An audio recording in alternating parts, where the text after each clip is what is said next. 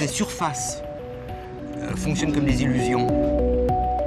La taille est telle qu'en fait, plus vous avancez dans les surfaces, plus vous perdez la forme générale de l'objet. Ça m'intéressait de mélanger cette façon de se perdre avec en fait les coupes qui, elles, sont véritablement des entrées dans l'espace intérieur de la pièce.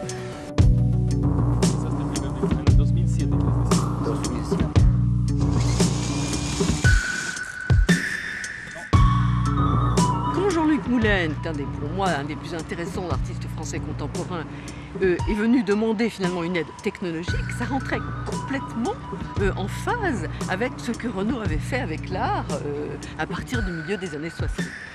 Il me fallait, pour être absolument rigoureux dans la forme, un logiciel de construction 3D. Après aussi, elle m'a regardé certaines choses que j'avais jamais regardées dans une voiture. Avec Renaud, on a travaillé dans un principe que j'aime beaucoup, qui est celui d'un échange de savoir-faire.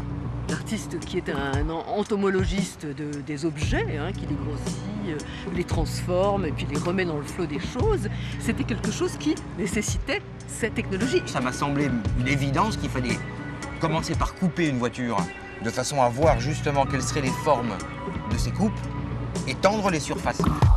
Intéressant. Qu'est-ce que c'est? Ça représente quoi? Le lien se fait au niveau de l'inspiration, c'est-à-dire que finalement les automobiles, on les voit passer, on les voit pas, mais c'est quelque chose d'assez extraordinaire. C'est une partie de notre vie et je pense que c'est ça aussi qui a interpellé l'artiste. C'est 8 mm, on ne peut pas y échapper ensuite sur la... Je ne connais pas de sculpture qui ait emprunté les technologies de la carrosserie pour créer une vraie forme, qui se distingue et qui se sépare. C'est plus du tout une voiture.